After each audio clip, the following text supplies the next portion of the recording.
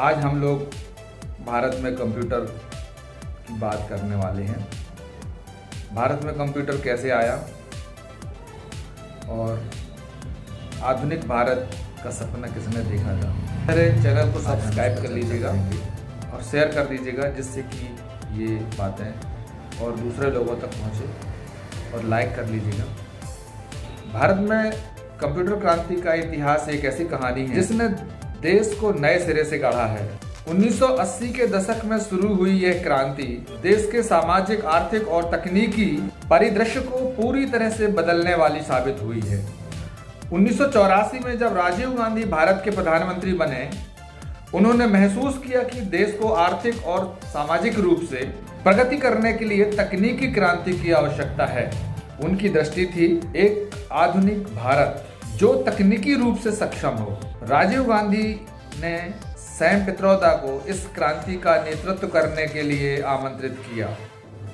Sam Pitroda ने दूरसंचार और सूचना प्रौद्योगिकी के क्षेत्र में क्रांतिकारी कदम उठाए। उन्होंने पीसीओ की स्थापना की। हमने सबने देखा है कि किस तरह से जो एसटीडी बूथ बनाए गए, हर गली हर चौराहे में आपको एसटीडी बूथ देखने को मिलने लगे, और दूरसंचार की क्रांति को न केवल शहरी क्षेत्रों में बल्कि ग्रामीण क्षेत्रों में भी सुलभ बनाया। 1980 के दशक के मध्य में राजीव गांधी जी और सैम पित्रोदा की पहल पर भारत में कंप्यूटर क्रांति की शुरुआत हुई।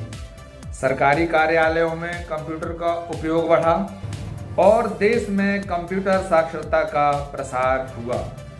कंप्यूटर क्रांति ने भारत में आईटी उद्योग को विश्व स्तर पर स्थापित किया। 1990 के दशक में का आईटी उद्योग बहुत तेजी से बढ़ा और दुनिया भर में भारतीय कंपनियों ने अपनी पहचान बनाई।